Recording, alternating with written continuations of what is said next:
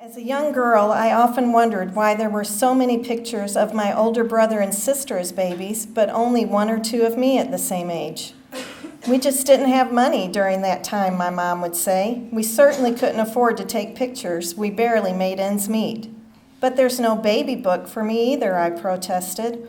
Why do they have cute baby books with everything they ever did written down? Why isn't there a book for me?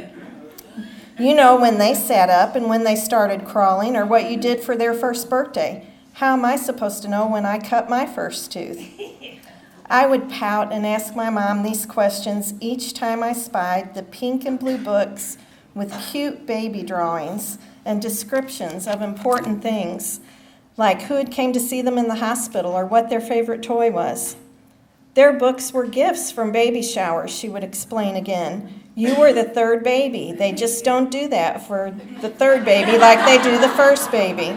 And like I said, we didn't have the money to spend on things like that. Still, it seemed kind of fishy to me.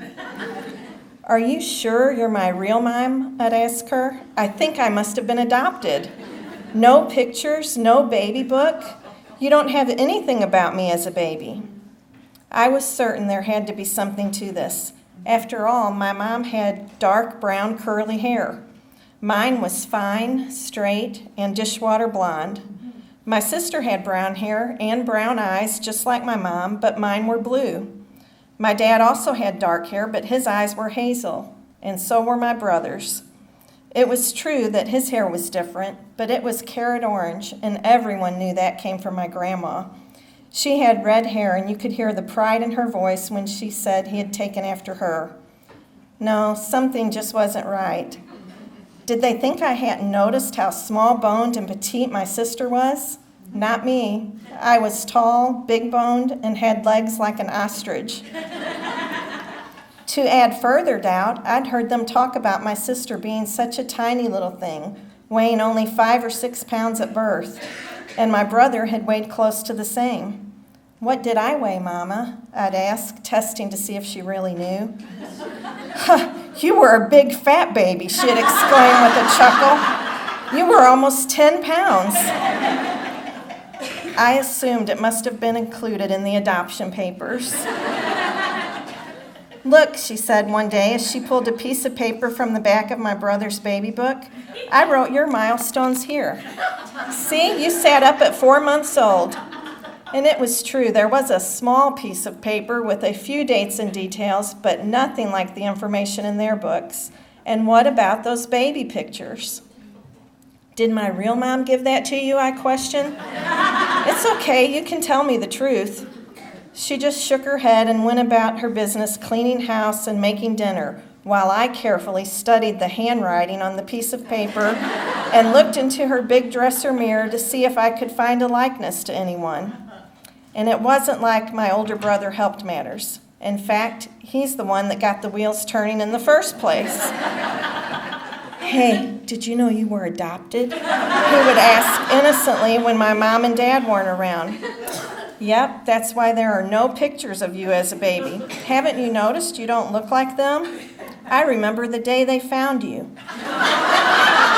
Mom flushed the toilet and you came up and she kept you. He said it with such certainty that he almost had me convinced. After all, I was only 5 or 6 and he was older and smarter. Of course, as I got older, I didn't really believe the toilet story, but then again, he was pretty good at convincing me of things, especially that I'd been adopted. When I confronted my mom with my brother's confession, she had just laughed. Stop being silly. Of course you didn't come up in the toilet. We found you in the cabbage patch, she said with a wink. Then she became serious. I don't want to hear any more about this. You were not adopted, and I ought to know. You weighed almost 10 pounds. I was as big as a house. And I'm tired of hearing about those baby books. I'm going to buy you a baby book and write your information in it. For some weird reason, that seemed to appease me. After all, if she were willing to put it in a book and make it official, it had to be true.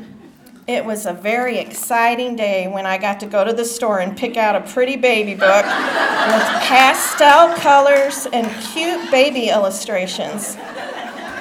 When we looked through my grandma's photo album and found 2 pictures of me before the age of 3, I was finally convinced that I belong. Now, 40 years later, I can't deny that she's my real mother. My hands are so similar to hers, and occasionally the words that come from my mouth surprise me. For a moment, I sound just like her. In certain photos, I even see a slight resemblance. Sure, her eyes are a different color, but the wrinkles in the corner when I smile look very familiar, and my hair, once light, has darkened with age. Surprisingly, even a few people have approached me at special occasions and said, "You must be June's daughter. I could tell as soon as you came into the room." Those kind of things are nice. Well, all but the wrinkle part. But I know where the real proof lies.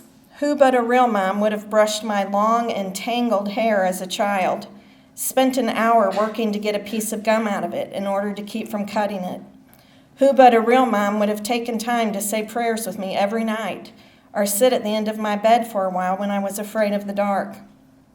Only a real mom would have patiently sewn all those badges onto my Girl Scout uniform, flipped through flashcards while I memorized my multiplication tables, and done without things herself to make sure that we all had enough.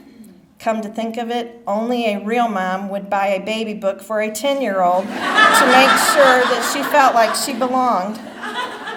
Of course, I got over that preoccupation with adoption many years ago, but it wasn't until I became a mother and a stepmother myself that I realized something very important. A real mom is not defined by simply giving birth to a child. It's the love, effort, and affection that a mother pours into her child every single day that makes her a real mom. In spite of my silly childhood ideas, or whether I'd been right or wrong about being adopted, I had had a real mom all along. I'm so thankful she was mine.